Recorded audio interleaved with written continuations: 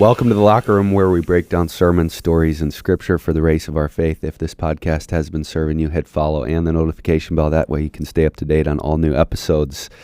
Shannon Popkin, it's good to have you back at the table. Hey, thank you. As we dive into a sermon and a text that it's got a lot of breadth to it and sets up the rest of the biblical narrative when we're talking about the subject of Pentecost. So, we're talking about the Jewish feast of Shavuot, or the Festival of Weeks, or in Greek Pentecost, which is found in Leviticus 23 and Deuteronomy 16. You kind of stayed in Deuteronomy 16, though, right? I was kind of going back and forth, to be honest.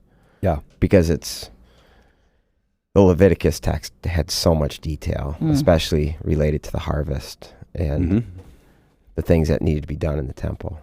Yep. But anyway. So we started by talking about how God sets up these rhythms, and I kind of want to start there. God sets up these rhythms because we think about a lot of like human traditions that we have in our culture. So I think it's easy to equate that, but that's not the same thing as what's going on here. Yeah, I mean, even to call them Jewish feasts is not, it's misleading. Obviously, the Jewish people to this day still practice them, but they didn't shape them, construct them.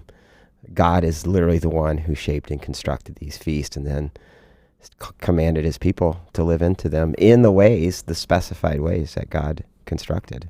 It's fascinating to think about. Yeah, so what do you think that shift, that reality of realizing this was something that God designed for his people, not the people designed for themselves to remember God, how does that like change the way that we think about these feasts? I thought that was so intriguing. I hadn't really thought about that before. There's a lot in this sermon, Rod, that I had never really put together, the pieces. Like my husband and I both said, I'm sure some pastor somewhere taught us this, but we didn't quite get it.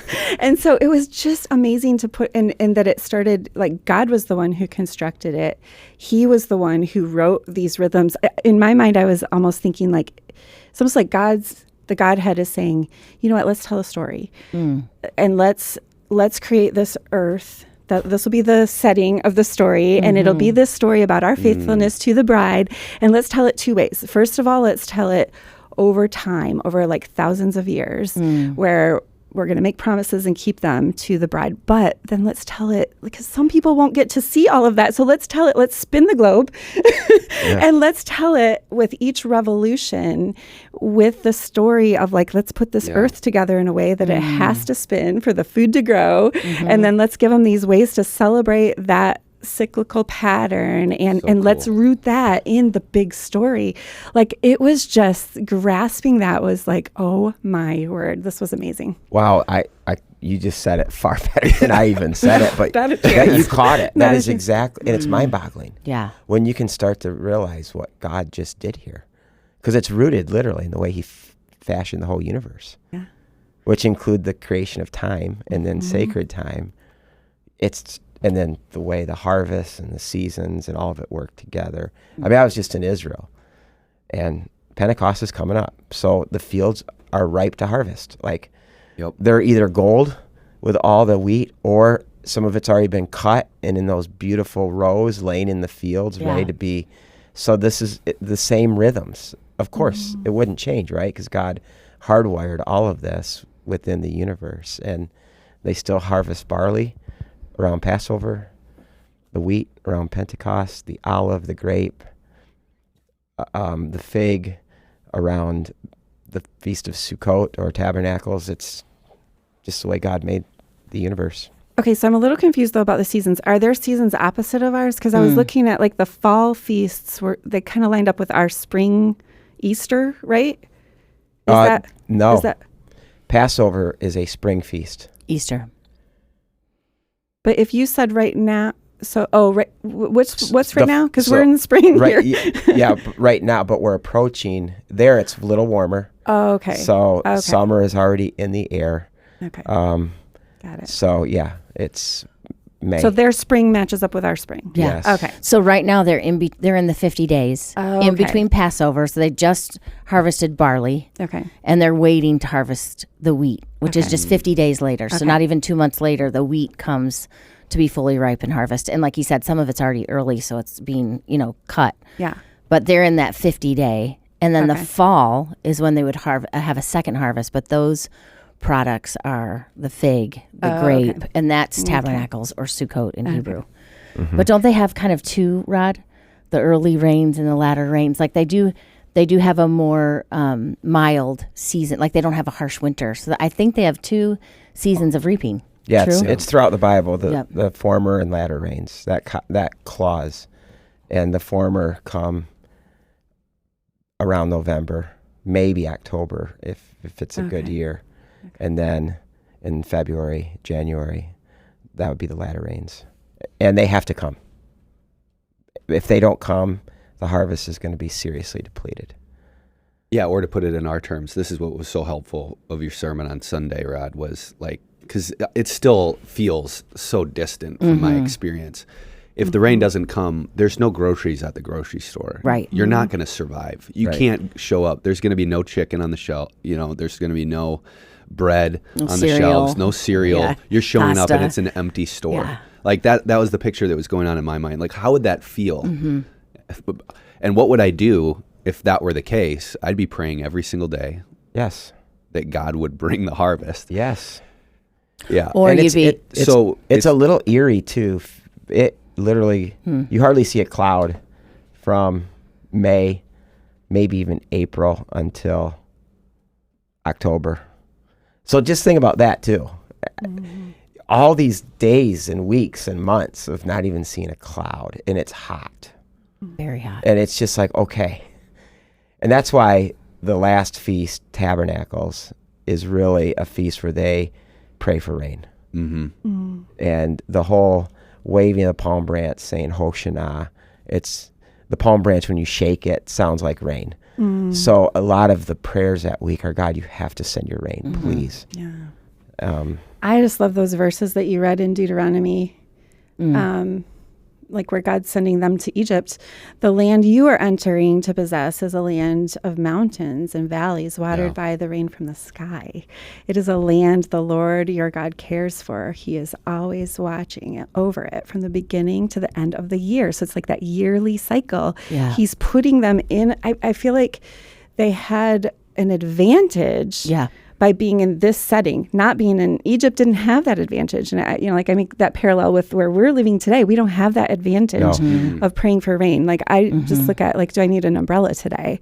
Yeah. They looked at are we gonna have food on the table? Yeah. The rain's here. So it's so amazing that captures your heart, because that verse is one of the verses in the mezuzah at the door, because God says post these things. What's a mezuzah? Mm-hmm. A mezuzah is at every Jewish house, the main door in has a mezuzah.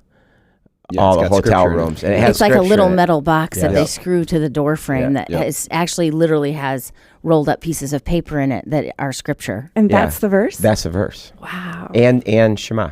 Okay. So, and they put those together. And they actually literally do what God tells them to do, which I know sounds very basic.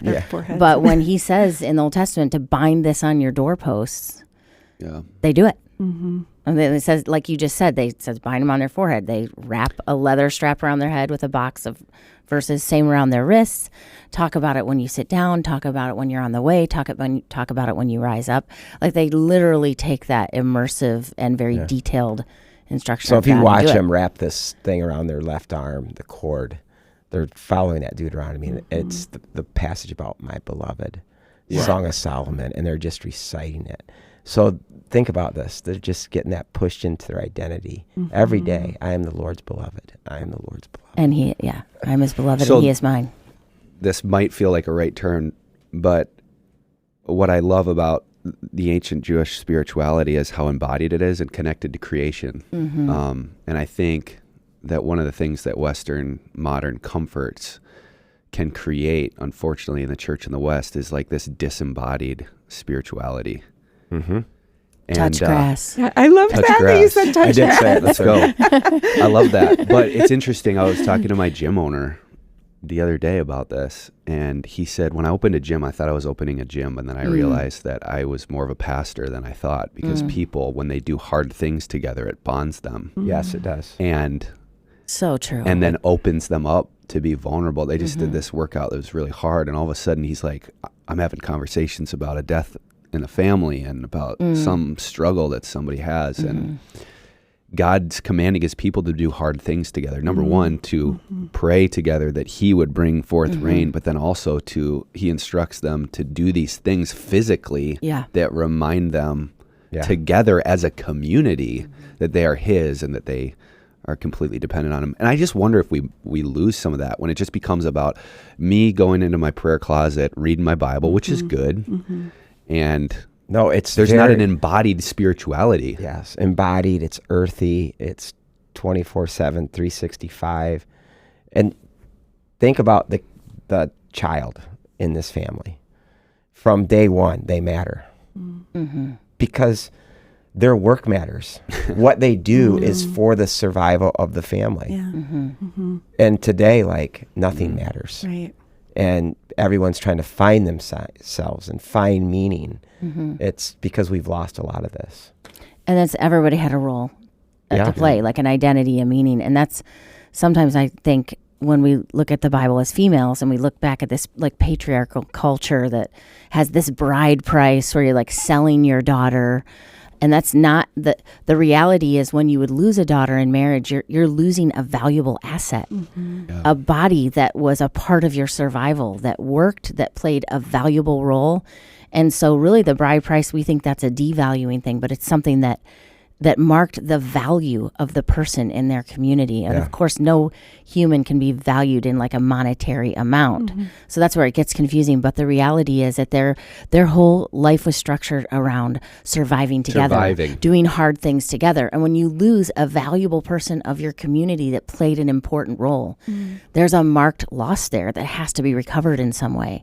And so that should place like infuse deep meaning in what everybody did and their role and their identity. We've just completely lost much more communal. Yeah. Because when you don't have to rely on other people to survive in your culture, then you don't. It's also why they didn't eat meat. Yeah. Just stop and think about this. You don't kill the goose that lays a golden egg. You have to have that goose. You have to have that cow. You have to have that goat. And that's why when you read the Bible and Abram killed the fattened calf, we're like, why did he kill the little calf? That's mean. In that world, he just gave a huge asset to show us hospitality, because you'd eat meat maybe once a year. Lots of times the meat came at these feasts. Yeah, these pilgrim feasts, and there'd be sacrifices. You'd be pumped, like, we're gonna have meat, we're gonna feast together, we're gonna. Well, and I think that a feast is shared collectively too. You know, there's a communal aspect of that where every person sitting around that table is enjoying not only their own labor but rejoicing in what God has provided. And I feel like we maybe lose that too in our individualistic culture and society. For sure. Well, yeah, you just brought up the second big theme. I don't even know if you hit on this, but this is how sermons work. I'm listening and God's speaking to me while you're speaking to me. But gratitude was a word that I just could not get out of my mind when you were preaching. Like, how would this have shaped the way that I experience gratitude? Because again, not to belabor the point, but I walk into the grocery store, I get what I want, and I rarely think, thank you, God, that I have enough food. I'm like, I just expect it to be there.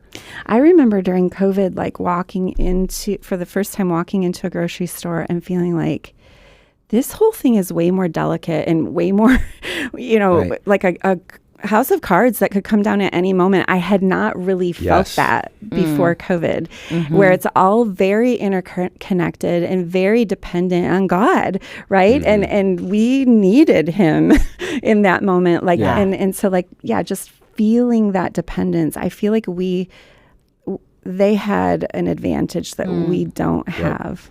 And God has written this into creation. I mean, even our crops in this country are so sick because we work them to death. We don't respect God's rhythm of letting them rest.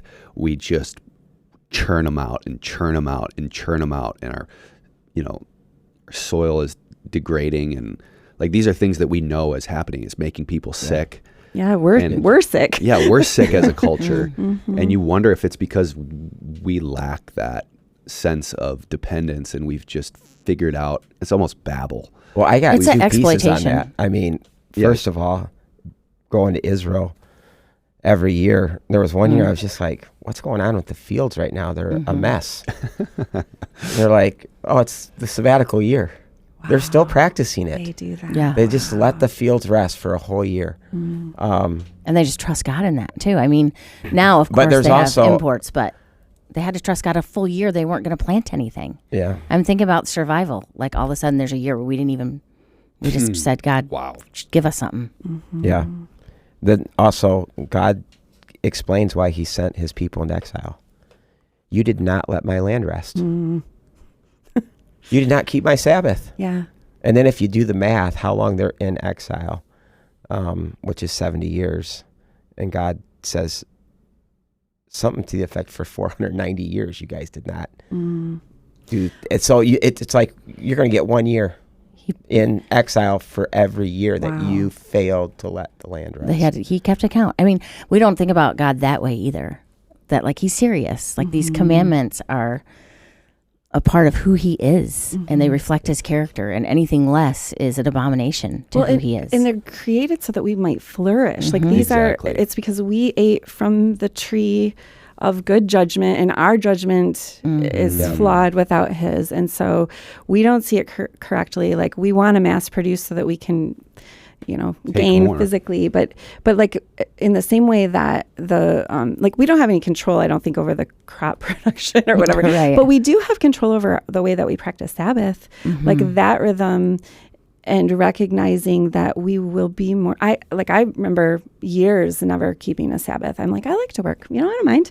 I really want to. I don't. It's like I'm not really. I don't need to rest. But then getting to a point where I was like, okay, Monday morning I wake up tired.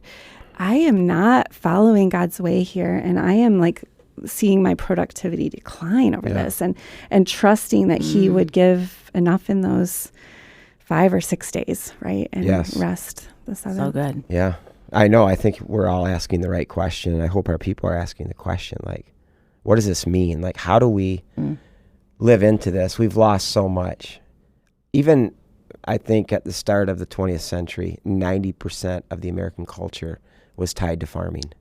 And now it's just even less than 10 or even smaller. So it's flipped or more than. And we've lost so much from just, and then all the consumerism, and I don't know, like I feel like Christians need to be asking some hard questions. How can we be different than the world around us?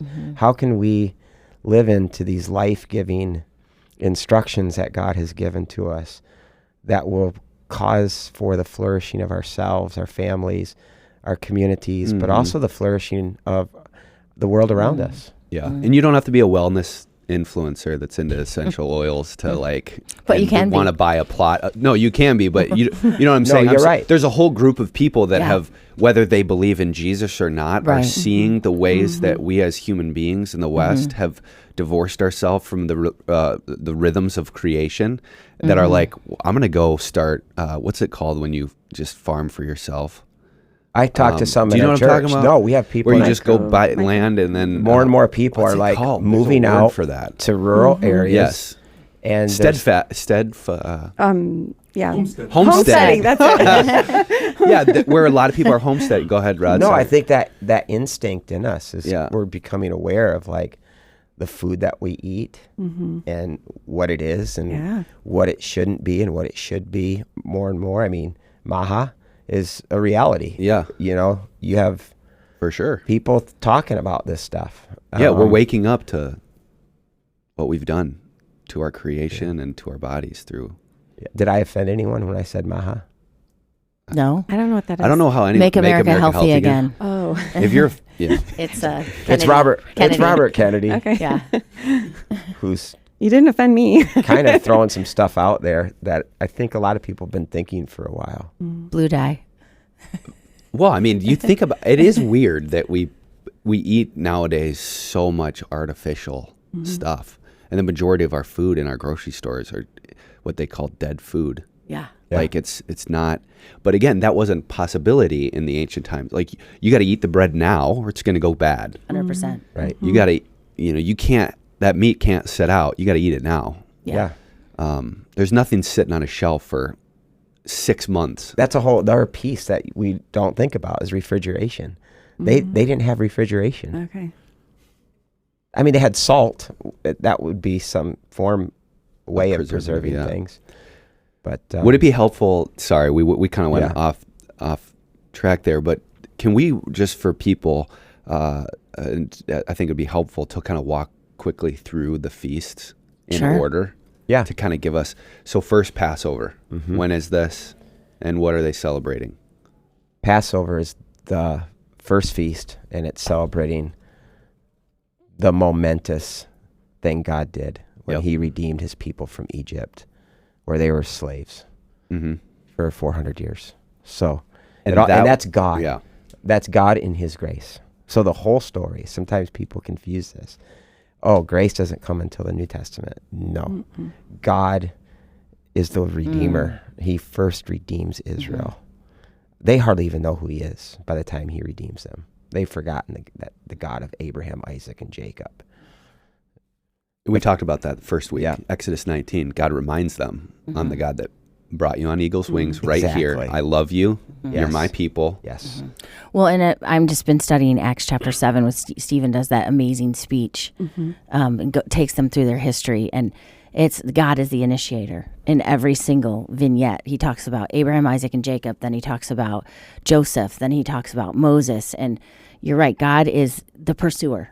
God is the one who initiates, pursues, speaks, redeems, punishes. Like He is the actor. He is the one who is propelling things into motion. So it's only in His grace that He's even stepping in at all from the very beginning to communicate to Abraham, to call him to Himself and to call a people out. And I love that you did that, Treg. I mean, the law came after. The call to obedience was out of. You're my people. You're my people. And I love you and I saved you. Now obey me. And I think the first time that generation's called God their God is literally they pass through the Red Sea and get on the shores, and all of a sudden Moses' sister, what's her name? Miriam, breaks out in this song, and they sing that song. And that's the first time they say, Lord, you are my Lord. It's beautiful. So that's Passover. We have unleavened bread. Yep. So there's 3 big feasts, and then there's 2 clusters that follow the first and the third. Or I guess follow the first and then lead up to the third. So in the Nisan 15, which you talked about this, that's their month of April. That is Passover. So Passover can fall on any day of the week. Right. Monday, Tuesday, Wednesday, Thursday, Friday, whatever day Nisan 15 falls on, that's Passover. The next day is always the start of the Feast of Unleavened Bread. No matter what day it is. No matter what day it is. Then, I don't know why they never just say Sunday. It's always the first day after Sabbath. That clause is used throughout. So then, the first day after the first Sabbath after Passover, which is Sunday, is the Feast of First Fruits. So it just so happens then that Passover fell on a Friday when Jesus was crucified, and then the Feast of Unleavened Bread is always the next day, and that was Saturday. And then when Jesus is buried, Feast of First Fruits is always that Sunday. Yeah, so again, God's orchestrating everything. Yeah. So that's the first cluster. Yeah. And then right in the middle of all of these comes Pentecost. Yes. I did not realize that came 50 days after the Exodus. I hadn't put that together before that sermon. Yes. That was really cool. That timeline was, and that I did not realize. I should have known this, but I didn't either. I didn't put it together that was one of the feasts. I don't know, that was lost on me. I had lost track of that one because it's not as Passover, like these others, Passover, unleavened. Well, Passover and first fruits has a lot of correlation with the Easter story. Correct. And I didn't realize either that the unleavened bread represented Jesus going into the earth, like that seed dying. But then the first fruit, he's the first to rise again, and just the first of more to come, right? Amen. But then that Pentecost comes I didn't put that together that it was even a feast. How did I miss that? That diagram was super helpful with the 3 and the 3 and the Pentecost. Thank you, Quinn. Shout out to Quinn. Woo, good job. Created Quinn. the graphic. Very good. Yeah. Yep. Yeah, and so that celebrates receiving the Torah, the instruction, the wedding vows of this relationship. Yeah. Which then, of course, in Acts 2 is a different receiving. Yeah. But the fact that it's in the center that way with the 3 and the 3, like it puts a lot of emphasis on it, right? It like sure does. Just seeing that visually. And then Treg, you fleshed this out so well. I mean, that day was when the holy God was going to come down in all of his glory.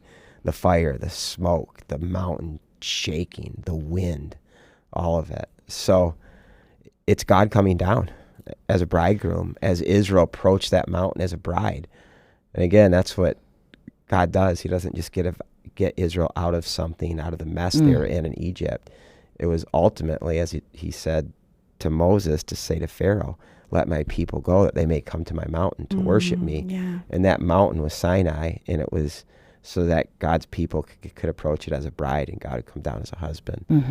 Well, and that parallel between that being like, it's like this marriage, right? And then Pentecost being like, it's like a marriage too, right? Where God's bride is like born, like babies are born, you know, like it's the bride, you know, like if you look at the cross where Jesus's side was pierced like Adam's side, you know, and then the bride is born out of that, you know, out of Christ. And then Pentecost is like, it's like the consummation and boom, we got 3,000 babies. It's amazing. Yes. Yeah, it's like amazing. the church is I born. love that. It's That's so a great beautiful. picture.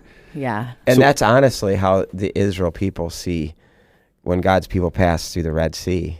That's like a birth canal, right? Birth canal. Yeah. They're being born again. Yeah. As when they come on the other There's end. something about water, or I don't remember why we correlate that with a birth canal, but there's something about water going through the water. Passing through the waters. Okay. Yeah.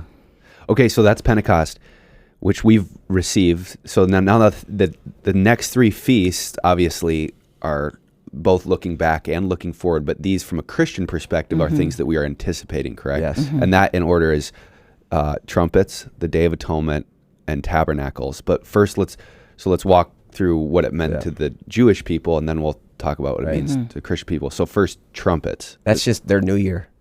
It's the mark of their Rosh new Hashanah. year. Okay. Now, this is where all this stuff is weird because they also have a spiritual new year, a spiritual calendar, which starts, probably taught on this, maybe with Nisan. But their true new year is Rosh Hashanah. Which means head of the year. Yeah, it's the beginning of the year. It's the Feast of Trumpets. Okay. So there's that. Then the Day of Atonement. Then Day of Atonement is 10 days later between the New Year, Rosh Hashanah, and Yom Kippur, Day of Atonement. And those 10 days are called 10 days of awe. And those are 10 days where they are all in the state of repentance. Cleansing and forgiveness. And it all leads to the Day of Atonement, where all their sins are put on the scapegoat, and the scapegoat is taken out of the city.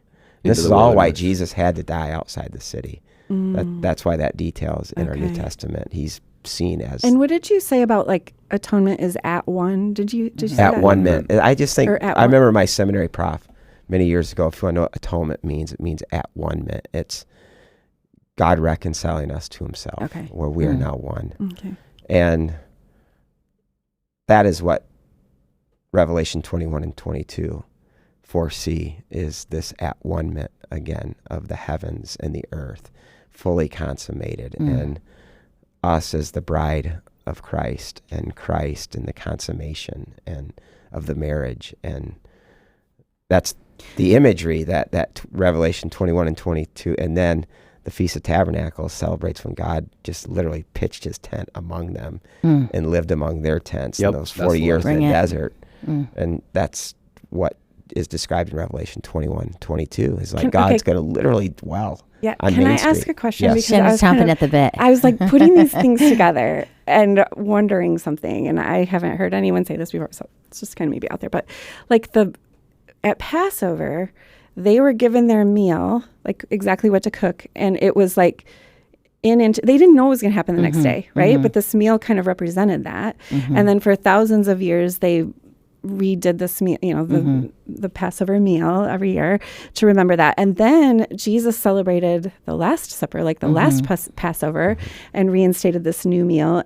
And they celebrated this meal that represented something that they didn't understand that was going to happen the next day, where he's like, this is my body broken, this is my blood poured out. Still, they didn't get it, right? But they're having this meal. And then for thousands of years since then, we've been looking back and redoing that meal, remembrance. So, like, God is just so into these parallels. And I just wonder if in one of these feasts, like maybe somewhere, there's going to be, like maybe the marriage supper of the Lamb, we're going to probably have some meal where we're going to eat something that represents something that's going to happen. You know what I mean? Do you feel that? Do you see that could, maybe it's this Feast of Tabernacles but what really stirred my heart is that at that meal, like we didn't get to be at these other meals, like I didn't get to be at the Exodus and have that meal and then experience walking through those waters. And I didn't get to be with those disciples, but I get to be at that, that marriage supper. That last one. That is all of us. And we get to all, like nobody will be excluded from that. And we're going to sit at the table with those people, with the disciples and with Moses. And all enjoy it and they celebrate can tell us all it the together. Stories. Yeah. Awesome. But that I think probably, what do you guys think? But I think it'll be the precursor then to that him dwelling with his people. Maybe, I don't know how. You're 100%. It's going to be beautiful. Yeah, well, that comes first, the wedding feast of the Lamb. And think about it, of the Lamb. So it is tied to Passover. And every Jewish Passover to this day, going back to the time of Jesus, is all this reenactment of rehearsal of the first Passover. Rehearsal. To like experience, like we weren't there, we didn't walk through the waters, but through this we were, we are living in that moment, and that Lamb. And then when you don't have a temple and all the God's instruction related to the temple, the lamb has to be brought to the temple after it's in the family for 4 days, so everyone can kind of identify with that lamb, because that lamb is going to be sacrificed, and it's going to represent the lamb that saved our people in Egypt. The blood of that lamb was painted, which is why God passed over. His judgment came down, but passed over those homes. When you don't have a temple, they had to reinvent the Passover meal. And they did it around cups of wine. 4 cups of wine, because the wine represented the blood of the Lamb. And this all happened before Jesus, so you already have this liturgy of the wine now representing the Lamb. You're as talking opposed about the to Passover, the Lamb itself. Yes. Okay. So when Jesus takes that cup, it's one of those cups that they drink every Passover, and it's the cup after supper, as Paul is very clear about, and the gospel writers, which is the cup of redemption. And Jesus says, this is now my blood. In other words, all these lambs that were celebrated on Passover and these cups of wine that represent the lamb's blood that have been drunk, that's now my blood. It all pointed to my blood. That's the part where I feel like God was telling a story way before anybody understood the story. 100%. And he's telling it 2 different ways. He's telling it both over time, but also in this cyclical pattern of these feasts that they celebrated. They're all they're doing things that they didn't quite understand. And so are we. Like, we don't fully understand all of the end time stuff that's going to happen, but we're still celebrating and rehearsing these things. And enjoying the rehearsal imagery was so helpful, Rod. And when you said it, I thought, we are truly Pentecostals, in that we are living in the land in between the things that we're celebrating that have already happened and the things that we're going to anticipate. So you talked about trumpets being the new year. This is representative of, obviously, the return of Christ. And then you have the Day of Atonement, where Christ will finally judge all of the evil and sin once and for all, and there will be full atonement. And then when we see him, it says we'll become like him. Yes. I mean, it's the ultimate Day of Atonement. Yeah. It's the ultimate at washing. 1 minute, we're at union with Christ. Yes. We're truly, and then tabernacles, God with us, where He is the light. There's no sun because He's the light. We'll have His face. That's what Revelation and then, says. but how, we're Pentecostals now. We live in the age of Pentecost, where we are empowered by the Spirit to live out this redemptive story with our lives, and to think about how God was so gracious to give His people a rhythm that they got to bake into their bones every single year. And that it wasn't an individual thing, but it was communal. We're all celebrating this story together. Yes. Yeah. I know. It and is. it's some of my the happiest moments in my life. I could probably say the top 10 happiest moments of my life have involved sitting across a table with people that I love, enjoying good food. Yep. My wedding day being one of them. Exactly. And how that's the picture that we get for the thing that we are anticipating the most. It's amazing. Well, I think that's also a cry for us to just be in church, Like I've been gone, I was traveling for several weeks and I was back, and we've been going on Saturday evening, but I was there on Sunday morning this week, and it was just like, that room is packed with people, and I was just like overcome with gratitude to be with God's people and to worship together. You kind of, when you're away, you lose that. And it's just like, we are rehearsing together the story when we come every Sunday. Every Sunday. We're rehearsing the story. We're telling the story. We're also, this is why worship is so important. Yeah. And what we do on Sunday morning. We are rehearsing the Revelation 5, when we will all be gathered around that Lamb, singing, "Worthy is the Lamb who is slain." And we are to rehearse that. And we're actually bringing heaven to earth when we are doing that.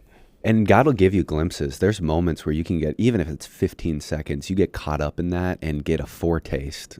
That's the only language I can put on it. And you could just, like, wow, that's an appetizer. Like, what's heaven going to be like? And sometimes I'll just stop singing because I just want to hear the room. Yes. And you just hear all those voices crying out. And I think I said recently, because I experienced this, it just felt like the line between heaven and earth got real thin in our gathering. It just, and that's what it's supposed to be. And so this generation coming up, and it's probably not even limited to them, but this idea that I can have a personal relationship with Christ devoid of the church. It's like, I don't think you can. Jesus is the one who birthed the church. The church is His idea, and it's not even just a New Testament idea. It's what God has been doing from the very beginning. He called Abraham to have a family, to become a people. Yeah. And that is just how it is with God. God is a Trinity. So God within Himself is a community. There's no place for this hyper-individualism, this God and me and God thing. God says, I live in my house, in my temple. I live in my body. You are. So if you're not a part of the body, if you're not in the house, you're missing out. There are times that I have prepared a little feast for myself, all by myself. And it's junk food and bad. You know what I mean? Like, I'm just like indulgent, like by myself, like, here's my food, But it's so unsatisfying. You know what I mean? Compared to coming together. Like, there's feasts are meant to. I did that last night.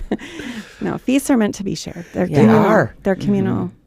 Yes. And also, that's where we need to understand our context. Really, there's no other culture or part of the biblical story where people have decided that a rugged individualism applies to the story of God. And that's just an American idea, that we can be rugged individualists and do this Lone Ranger thing.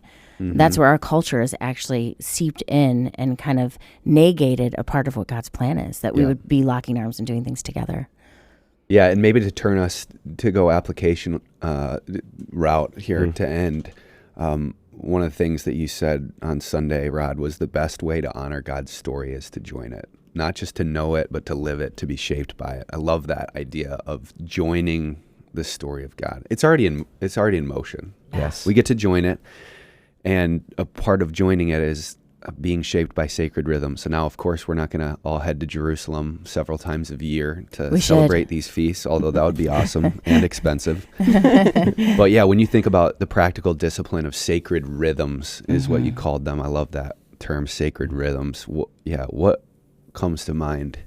Things that we can do right now. We've talked about one of them, gathering, worshiping together, dress rehearsing for. Yes. I think families need to get a vision for this. I think Sabbath is definitely a rhythm that we need to respect. It goes all the way back to the very beginning, to creation itself. And, this is where I struggled with the application, because I'm struggling with this idea that God never changes. And God is the one who created, constructed, and instructed these feasts. So this is where I then went to Jesus, and I thought, okay, how is Jesus interpreting all of this and then discipling it into his disciples? And then I also had to add to this that I'm a Gentile. So then I had to add Acts 15 to this, and they didn't put these requirements on the Gentiles to live into these Jewish feasts. Now, Paul, interestingly enough, is still making a point to get back to Jerusalem for the Feast of Pentecost. And this is after, obviously, he's all in with Christ. So it's not that we can't do it either, I guess is my point. But we don't have to, but there still needs to be some heavy thought and prayer and vision given to how do we do this and what are we to do? Because it doesn't mean, we just do nothing and just live our American lives and shaped by our American culture. God has something very big for us, significant, that I think we're supposed to live into, that then allows us to be holy as God is holy. Well, and I don't think that, I don't practice the feasts fully. We have a couple times done like Passover Seder or something. Yeah, and we've also done Tabernacles or Sukkot, where we've built like a little thing with our kids and sat in it for a while. But slept in tents in the backyard. Yeah, well, that we never slept in a tent, but I think that there's something about God saying to his people, get out your calendar. I want to make some appointments, because these are sacred appointments. That's another way you could say it. So like, I want to make some appointments with you. Like, I want to meet with you on these days to celebrate these things. And of course, we, like Rod said, we don't necessarily do that. We should pray and consider, like, what does this mean for me? But then I also think of all the foreigners that did jump in and celebrate those feasts with them, like any person that had joined the community. So it was for the nation of Israel with the special covenant relationship he had with him, but anyone could join in. You're talking like the proselytes. Yeah, an outsider, like the people that came with them out of Egypt. There were some Kenites that came out of, they always had people from other nations that joined. You talk about Rahab, Ruth. They had people that joined in that weren't of this people group, and God welcomely accepts that and says, these appointments are for anyone. I want to meet with you, and you're a part of this story. We're grafted in. So I like to think like my forefathers walked through the Red Sea. Like, we are literally grafted into the story. This is our spiritual heritage. We're going to be in heaven with these people in the in the new heavens and the earth. So I don't know. Sometimes I think maybe we should. I know that's far fetched, but I'm with you, Rod. Like deep prayer. Like, what does this look like? Maybe we're the ones missing out. We're the losers. Like I say, we don't have to do this. Well, maybe it's more like we don't do this, and so we miss out. Well, I don't want to be legalistic either. No. Well, we do have some things in place here, though, at Crossroads. Like our weeks of prayer. Like, yes. That is, we're making appointments, like literally making appointments with God right there. And like, I just got an email from you yesterday about a family meal, right? That's good. Like, we're going to be sharing food together. That's good. But even in our families as microcosms, like, what if when we prayed before our meal, it wasn't rote, right? What if we actually considered the God who brought the rain, who provided the manpower to put the food on our plates? Like, even families with little kids can do that. Yep. Let's thank God for the farmer who grew this food. Let's tell the bigger story with our food. And when we're going through times of drought, and maybe the people who can't put food on plates right now get that better than those who can, and this dependence on God in a way that those of us who have surplus, we're just at the disadvantage, right? We're celebrating tying our food to this bigger story. It's so important. It is. And God made us to need food, right? And then he provides the food. Yeah. One of the other things that I think big picture, sometimes we can reduce our faith to just like Bible reading, but at the same time, I think one of the things that I was thinking about when you were preaching, Rod, is your life is going to be shaped by a story, whether you like it or not. There's a pattern that you're living out, a story that you're living out. So what are the things that are informing that story? And are you immersed in the story of God? And is that the thing that's primarily shaping your worldview, your view of self, your view of others, your view of community? Because if you're consuming all these other forms of stories in your life that aren't shaped by God's story, your life will follow that pattern. And I think that's why I realized God gave them these patterns, was so that their lives and their story would be shaped by his. And then you don't really have a choice whether your life is going to be shaped by a story. It's just which one is it. Yeah. Amen. Right. Well, and I think what he does with these, so these feasts, it help them to recognize God in their everyday life and mundane rhythms, because we've talked about this. They're farmers. This is what they do every day. They go out, they plant, they water, they harvest. This is their everyday activity, which then God infuses deep meaning into by putting his story all over it. So one of the other thoughts I had was like, what are our rhythms that are very mundane, whether it's like laundry and can we infuse God into all those things? Because really everything is from his hand. So maybe we're not surviving by farming, but maybe we're surviving by banking. Maybe we're surviving by collecting trash. Maybe we're surviving by being a builder. So whatever it is that you're doing that's the work of your hands, your mundane rhythms, infuse God, like redeem all those rhythms, infuse God into your everyday, recognize his authority, recognize his strength, recognize his presence, recognize that it's by his hand that you even have a job, that you have breath in your lungs, that you get to go to your job. Like that's what he's trying to get them to do, is recognize that in their everyday rhythms, it's by his grace, it's by his mercy, it's by his power that they're actually existing, living, breathing, eating. So let's take that mentality maybe and infuse that in what we do every day. I had a couple come up to me, young couple with kids, and they were really excited because they felt really affirmed. One, they got a plot of land they're farming, and two, they made a commitment as a couple to do Sabbath. And to do Sabbath the way Jewish people do Sabbath today, the whole lighting of the candles and the rest, laying things down.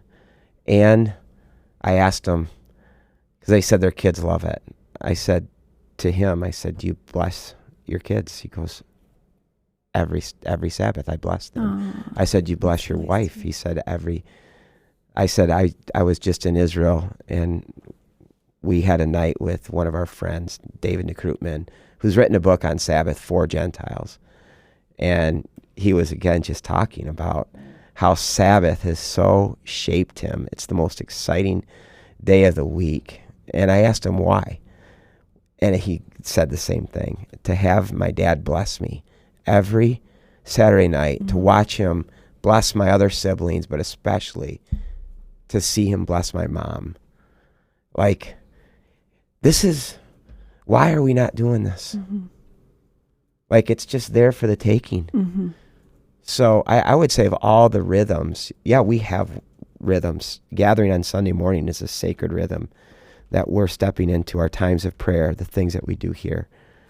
But I do think we should give more thought to Sabbath as Christians today and what that could mean for us. Yeah. Shout out to John Mark Comer on this one. If you want like a really practical introduction to what this looks like to put this into practice in your home in America today, he's got like a little curriculum for this practice that is super helpful, that our house church actually did to try to learn how to live this rhythm well. So yeah, I don't know, just a little resource there.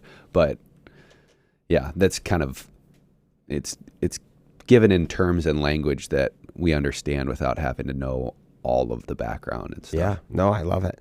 Libby, I appreciated what you just said though about the like laundry or whatever. There's something that I started doing when I'm in a writing project, because it's a lot of sitting, and I lose productivity as I sit. And so I will set my alarm for every couple hours, go take a mile walk and just pray, pray about my writing rather than just trying to do it in my own self-dependence, self-reliance. Like, Lord, what did you want to download into my spirit right now? Right? I need your help, right? Yeah. I can't do this without you. Like reminding myself of that, just taking a mile loop and reset. And like Perfect. doing that 3 or 4 times throughout the day, it has made a huge difference. And the other thing that I do is this isn't huge, but it's just a little thing.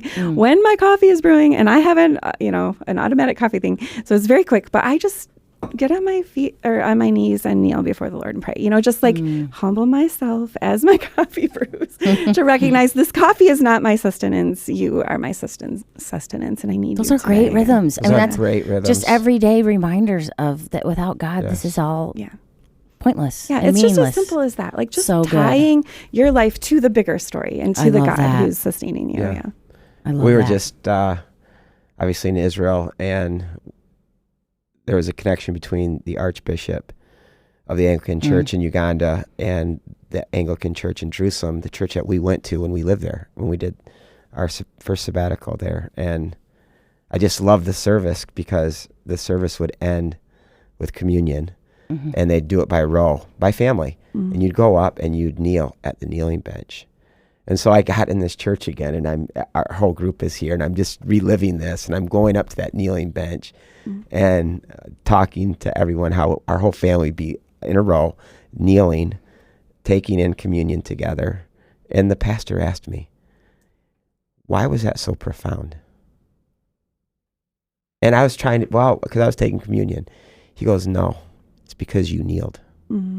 He said, when you take that posture and step out of the ordinary rhythms and now you're back into embodied spirituality. It is embodied spirituality. Touch grass. It's touch grass. It's going for walks. It's like and it's not just going for a walk to go for a walk. It's to go for a walk to say, this is sacred time. Yeah. I need God right now. Let's meet. And imagine husband and wives doing more of that. Or families just going for a walk. By the way, that's what Jesus did with his disciples. I mean, you want to talk about embodied spirituality. I talked about this on the post-retreat when we were talking about Matthew chapter 6 and the Sermon on the Mount. When Jesus is giving an antidote to worry, he literally tells them to go outside and look at the fields and the birds. Just consider my creation. I'm taking care of them. How much more valuable are you? Touch some grass. Root yourself in my story and the rhythms of my creation. So this guy yesterday I played golf with that I hope to get on a podcast because he has quite a story to tell, but he said one of his dear friends looked him in the eyes and said, your life is messed up and you're bringing chaos to your family. And you're going with me on this thing. And the thing was a bunch of guys that talk about touching grass for 5 days, just were out in nature, fasting, all of that. They put all of them on a solo right out of the gates. He just doesn't know what to do. And all of a sudden he sees 2 black snakes. And he's like, then he went to this other spot. And I think that represented maybe the demons that were already, like the war that was going on in him. He found a place on a rock perched out. And he just said, 3 bald eagles just swooped in. And he said he just lost it. And that was the start. It was literally just touching some grass. I mean, whatever that phrase is. Getting out of this noisy, loud, artificial world. Exactly. Screens. And just putting yourself in a place with the Creator and your heart open.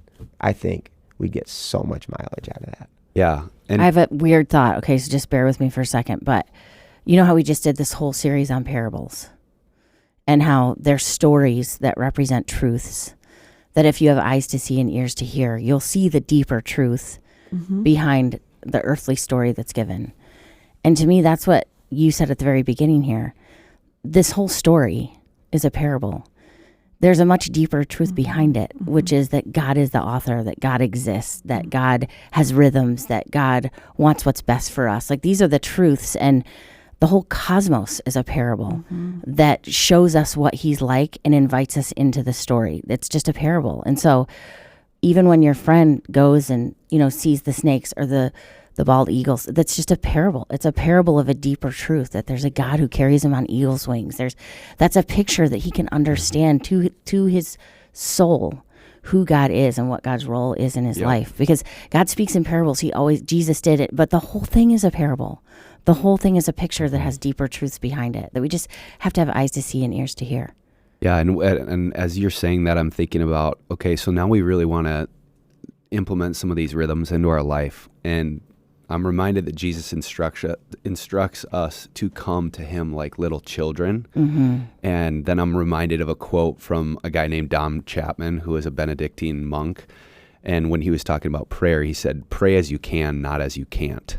And how in a lot of these spiritual practices, we get really inspired, but then we try to pray as we can't instead of pray as we can, or we try to Sabbath as we can't instead of Sabbath as we can. What does that mean? I don't get that. So what it means is that we often then create these ideals of what it's going to look like, or how well we're going to perform this spiritual activity. If I can't do the 7 feasts, then I just might as well then not I might as well just not. Then we give up. Rather Too high than of expectations. What you were saying, Shannon, where my coffee's brewing, and I'm going to get on my knees for 15 seconds. You know what? That's praying as you can. Yeah. You've got 3 young kids. My wife's got 3 young kids at home. She can't sit in her study and pray for 2 hours every day by herself. But she can pray as she can. Yeah. Yep. But if she's focused on praying as she can't, she just won't pray at all. And I think that when we are trying to live out these rhythms, do it as you can and don't do it as you can't. I love it. And I just, it's just a quote that I often come back to when I'm getting discouraged. And it's usually because I'm falling into legalism or self-righteousness, and I'm trying to perform for him. But it's in those moments where God gently reminds me through his Spirit, live my story, which means I brought you to myself first. I saved you. I love you. Yep. Now live into these rhythms. I'm inspired too by that 15 seconds. Yeah.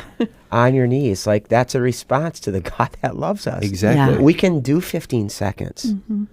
Yeah. You I can love that. sit in your car for 5 minutes before you enter work in silence and just receive the love of the Father and be desperate before him.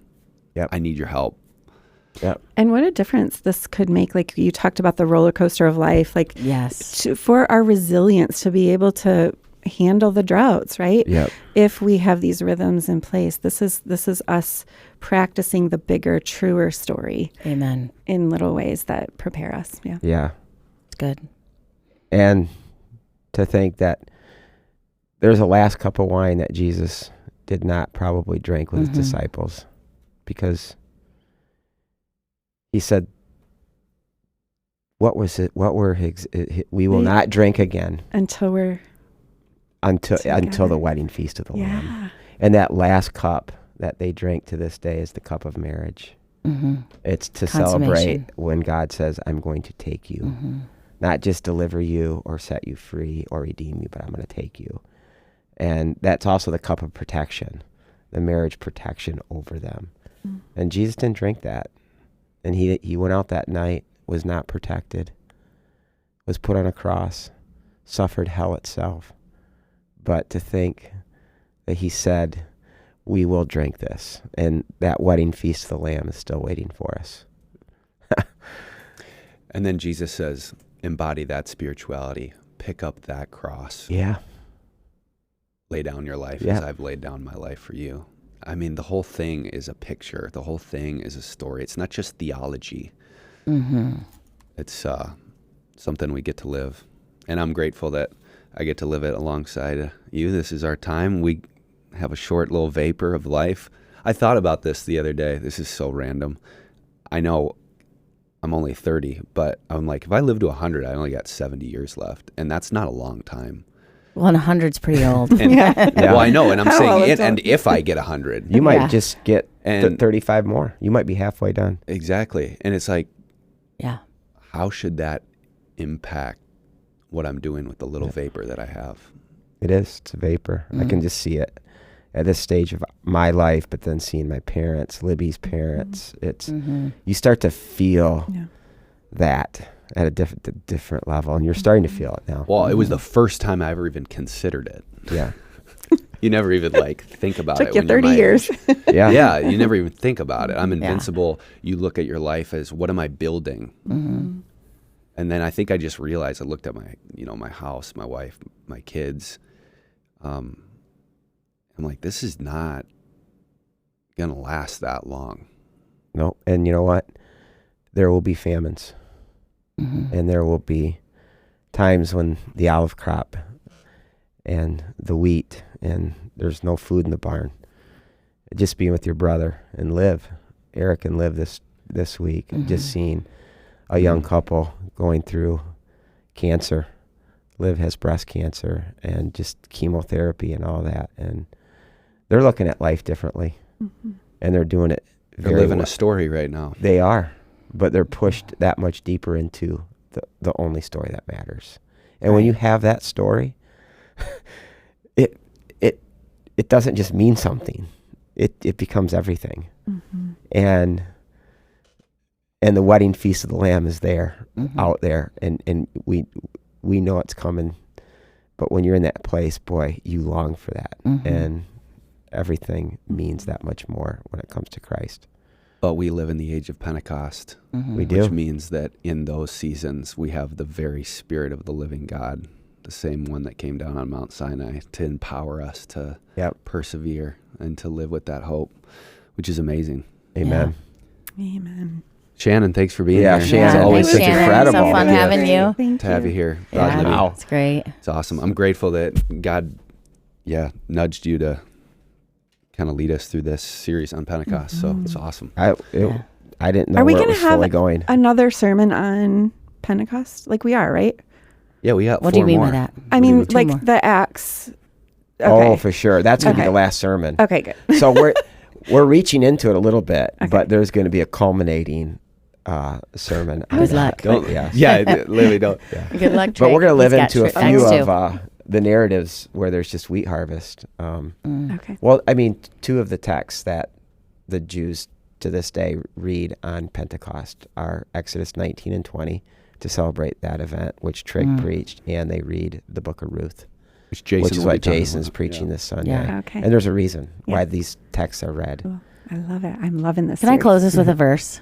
Because Rod talked about I just looked up this verse when you were mentioning it because it's a beautiful verse when they're at that Last Supper and we're living in Pentecost, the age of Pentecost, right? But we're looking towards that new heaven and the new earth when we'll actually be at the marriage supper of the Lamb. And these are the words of Jesus. He says, I tell you, when he's talking to his disciples, I will not drink again of the fruit of the vine until that day when I drink it new with you in my Father's kingdom. That day is coming. Yeah, it's awesome. Yeah. Amen. Perfect. We'll leave it there. Love you, Crossroads. Yes. See ya. Touch grass.